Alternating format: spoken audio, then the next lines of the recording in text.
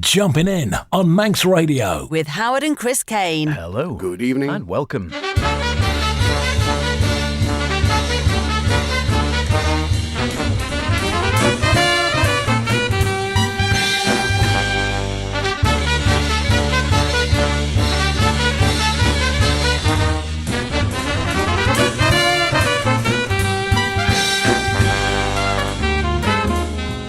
And here we are again, Saturday night, 9 o'clock, jumping in the best in modern and contemporary jazz with myself, H. And me, Chris. Yes, it's another one of our specials, woohoo! With Joe Lovano, Grammy Award-winning saxophonist, composer, arranger, multiple other prestigious awards. Berkeley alumnus, has an honorary doctorate, has the Gary Burton Chair in Jazz Performance, and has played with virtually everybody on the planet. I was around a lot of beautiful energy as a kid, he said. My dad was my main influence and inspiration. Jazz to me is your personal expression on your instrument. So without further ado, here he is with the Brussels Jazz Orchestra playing Powerhouse.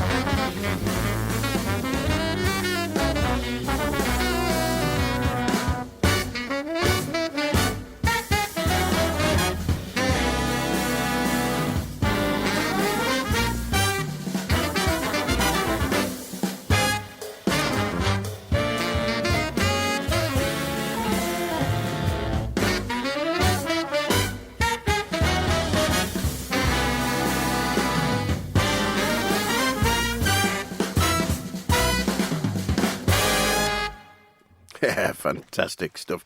That was Powerhouse, taken from the album Wild Beauty, Sonata Suite for the Brussels Jazz Orchestra featuring Joe Lovano and arranged by Gil Goldstein. That would have been a band to see opening a festival. I've dedicated this project to my mum, and Josephine Vertzi, Liz Vano. He says, she was born and lived a life in Cleveland, but a heart and soul with her Sicilian roots, and these tunes are reflections of my life and experiences. And we heard Nico Shepers on trumpet, Natalie Laurier on piano, and of course, today's guest, Joe.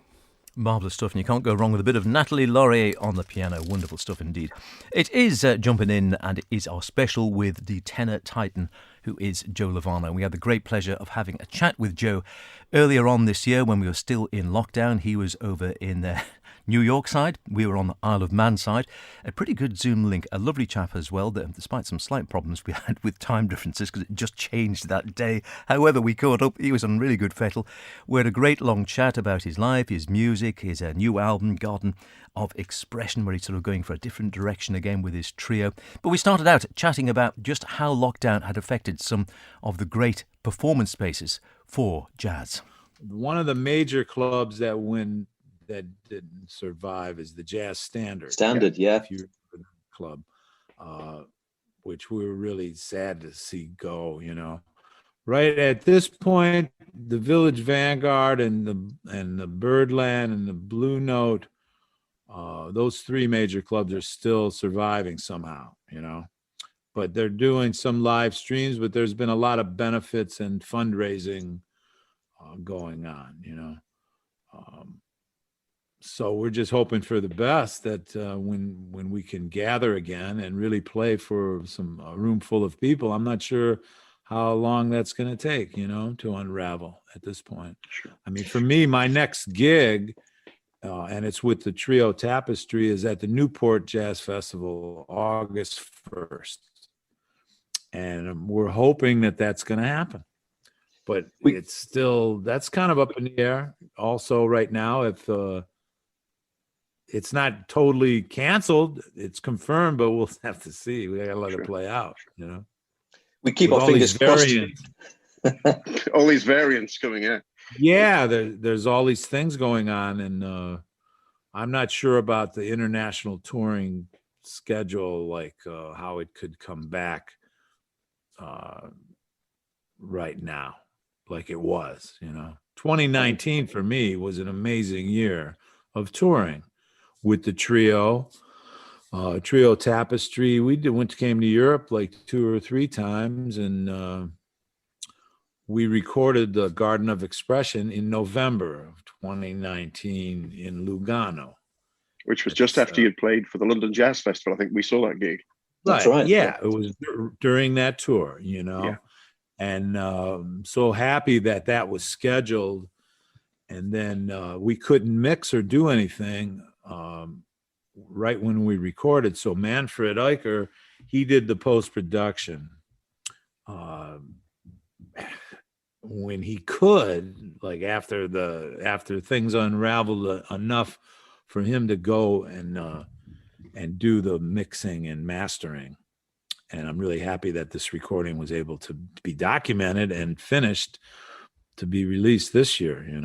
It's a great sounding album, by the way, because we've got an advanced promotion copy and fantastic music. Beautiful. Took us back Thank to the you. gig, but really, really nice set. Well, yeah, like you could feel like the night before we recorded in that beautiful recital hall in Lugano, the radio there, we played a concert for a full audience, and we really played like a performance like you heard in London, Yeah. And then the next day we gathered and put the pieces together for the recording, and just the atmosphere and the way it all flowed, there was a real oneness about the way it came together and all unfolded that day.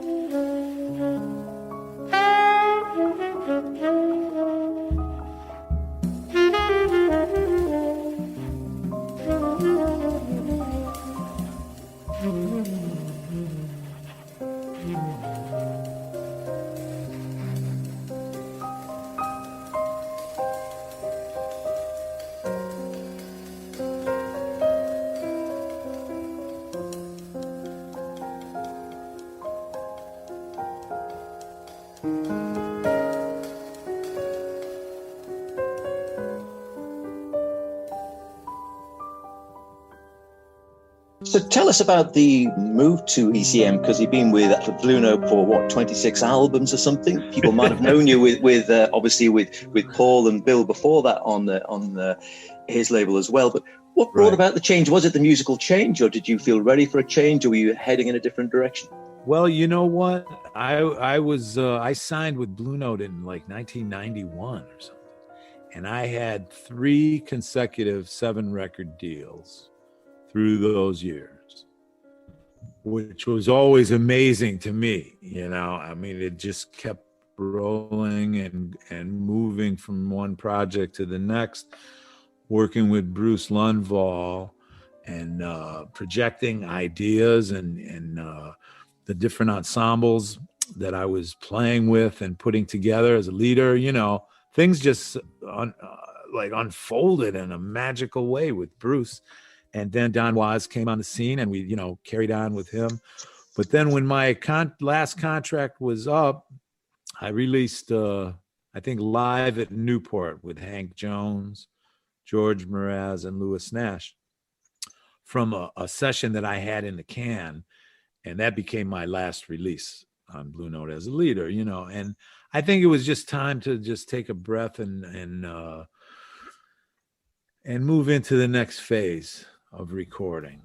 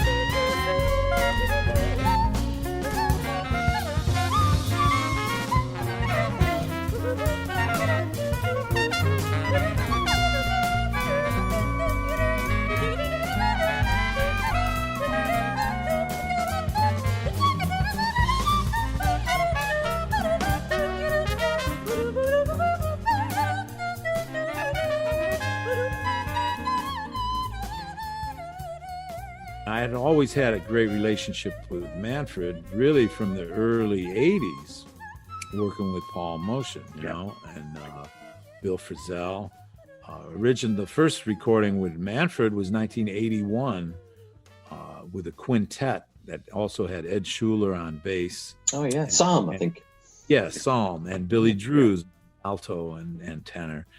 And that was the first time I was in the studio with Manfred, and we had a relationship all those years. So it was a real natural thing to move for me from my Blue Note period into this now recording for Manfred as a leader, you know.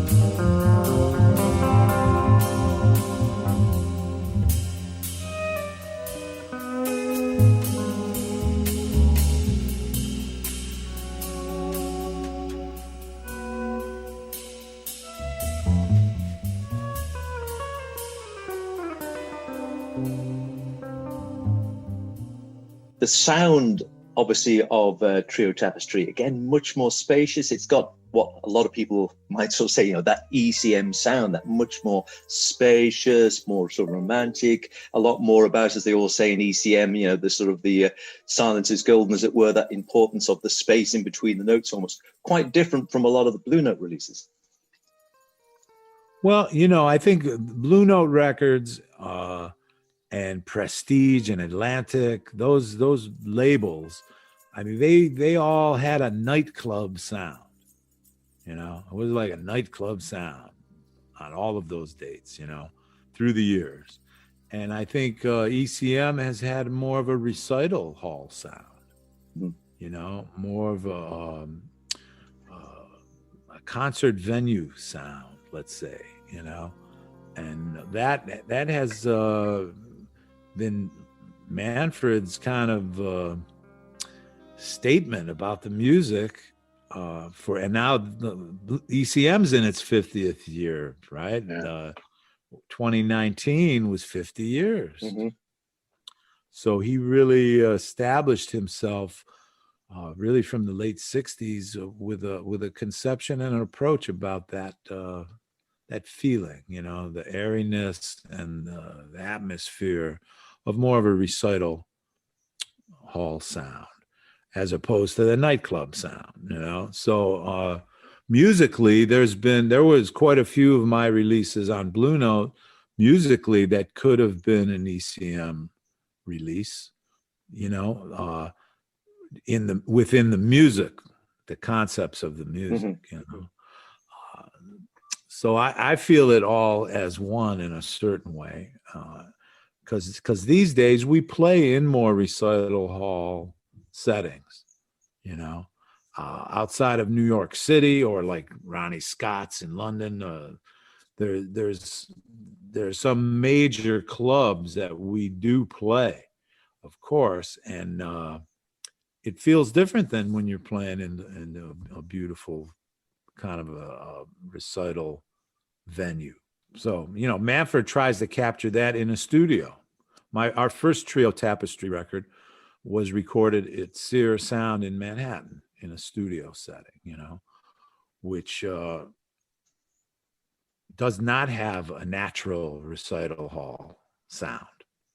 So Manfred is in there with you, man. He's a master at post-production and as an engineer himself, And when you listen to a playback of a take, it feels like the recording right away with the way he hears things, and it's beautiful. It's beautiful to work with someone like that, when you're making a date, where then the recording Garden of Expression was actually in that beautiful setting at the Lugano studio. So the sound was a natural sound like that, right? As we were playing, and that creates an atmosphere when you really get down into listening to each other so deeply, and music unfolds in another kind of way when you play with no headphones and it has that atmosphere.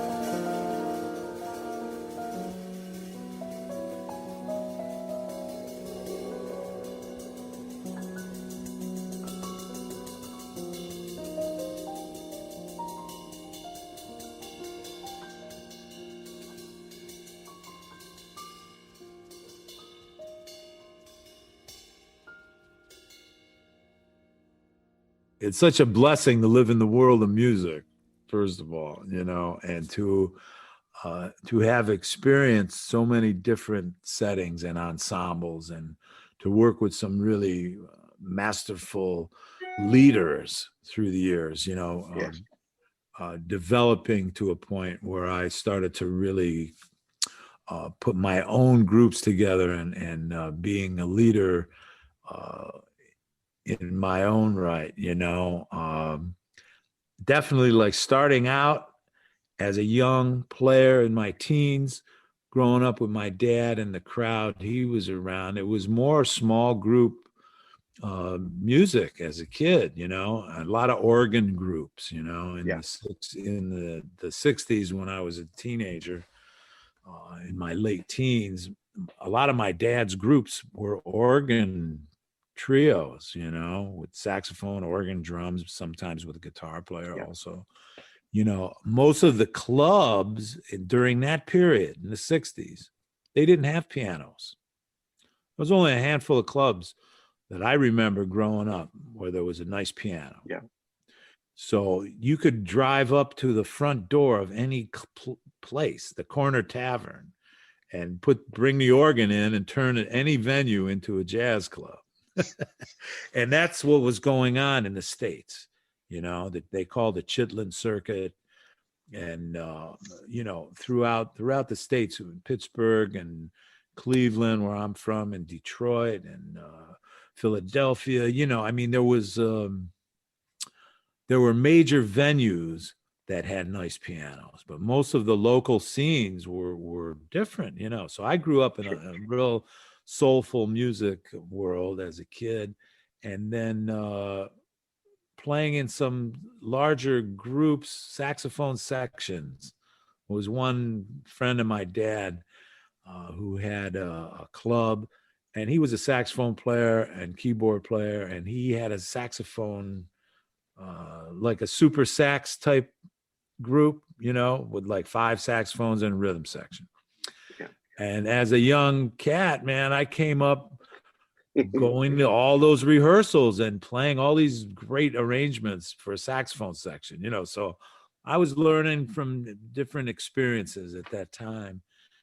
And moving into New York in the mid 70s, I really got into all kinds of different music with all kinds of folks, Yeah. and ended up landing the gig with the Woody Herman Band after being in New York a few months. And in 1976, my first tour in Europe was in 77 with Woody. And I think we did 2 weeks at Ronnie Scott's.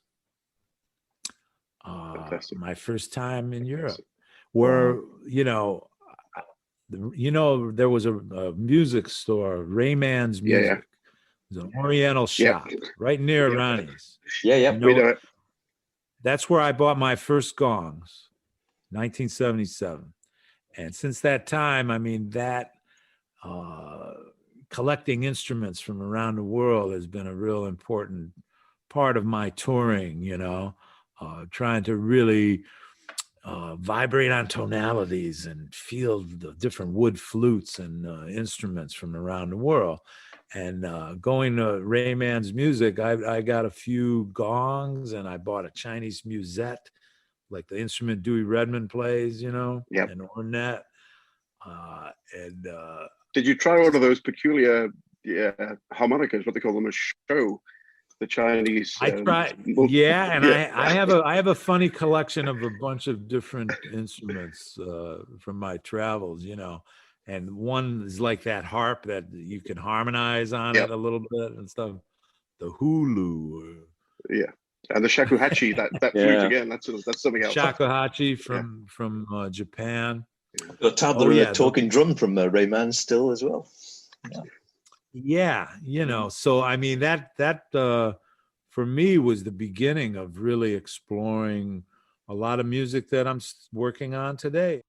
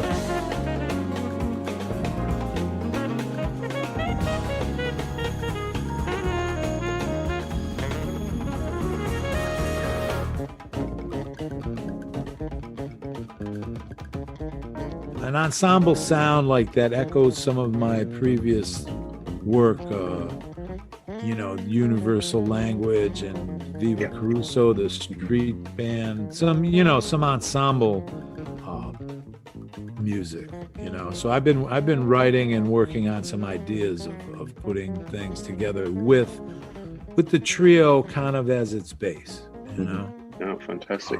to have some other voices and colors within it, But at this point, because I didn't tour at all in 2020, things are a little, I had things booked that might come back in the near future, hopefully. There was a project with Chucho Valdez that there is a date in November in Paris, possibly that's going to happen, playing with Chucho. So we've been doing stuff together. So that's in the horizon to regroup, hopefully, Okay, that sounded good. It's funny. It's a funny thing because also my quintet, us five, we had a big year playing Charlie Parker, that all just went away, So I feel I want to do something with the us five ensemble with the double drummers, bass and piano, and write some new music and bring that forth again, So just very finally, are you optimistic about the future of the music industry in jazz in particular? It's been through a tough old year, as we've been saying, but can you remain optimistic about the way the music industry, and particularly within your own sphere, is going forward? Well, I think like the positive thing about these live streaming events that have been happening is that we're able to reach an international audience, from a studio setting or from, a venue like the Village Vanguard, that stage, to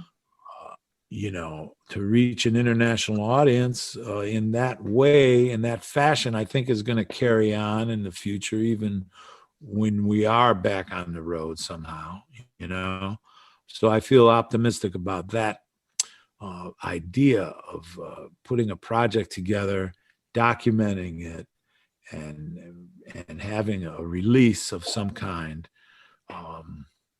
in that way, Well, Joe, it's been an absolute pleasure talking to you. And I just want to say, we both really hope that the next time we see you, perhaps, is after a gig in the UK where we can share a glass or something and talk about these great times moving forward, because live music has got to come back, right? Oh, for sure. And I'm really looking forward to coming and playing in the UK again. And we had dates at Ronnie Scott's that went away last year.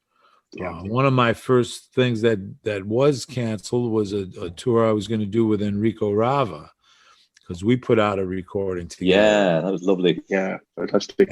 And we had a whole tour that all of a sudden went away, and hopefully something like with Enrico is going to regroup and have a few moments to present some of our music together for some folks. Well, we look forward to that very much. Yeah, we're all kind of just on hold right now, hoping. Keeping our fingers crossed. Yeah, and we know it will. It's just going to take a little time to unravel, and we have to be patient.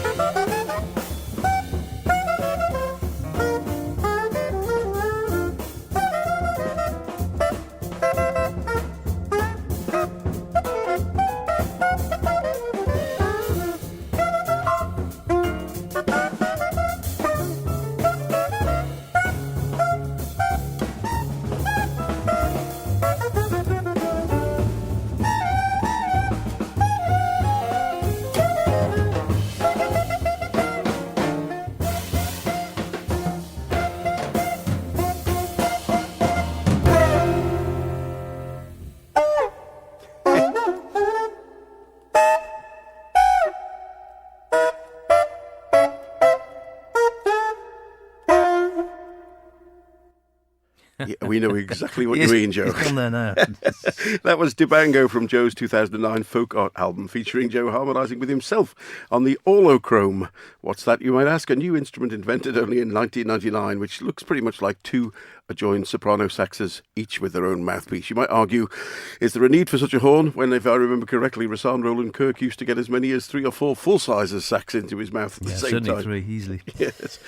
Well, that's about it for this week's edition of Jumpin' In, and as the longest day has gone, you'll be aware the evenings will be shortening, all the more excuse for putting your feet up and listening to jazz. For now... Sounds good to me. Yeah, and thanks very much, of course, to Joe Lovano for sharing the time with us. A wonderful chatting to him. We do, as we said at the end, I hope we can catch him live and see some live jazz soon within the next year, and I hope you enjoy the selection, a tiny selection of some of the stuff Joe's done over the years. Brussels Jazz Orchestra, Paul Motion, Bill Frisell, Dibango, you name it. He's Michael playing with them. Alutaju, everything. Yes, lots and lots of different stuff, and there's plenty more to go at. Well, for now, we're going to leave you with our guest, Joe Lovano, on Vince Mendoza's 1990 album, Start Here, with Save the World, in the company of Peter Erskine and our old pal, Ralph Towner. Terrific. A nice roundup of some of the best CDs next week. See you then. See you then. Bye for now.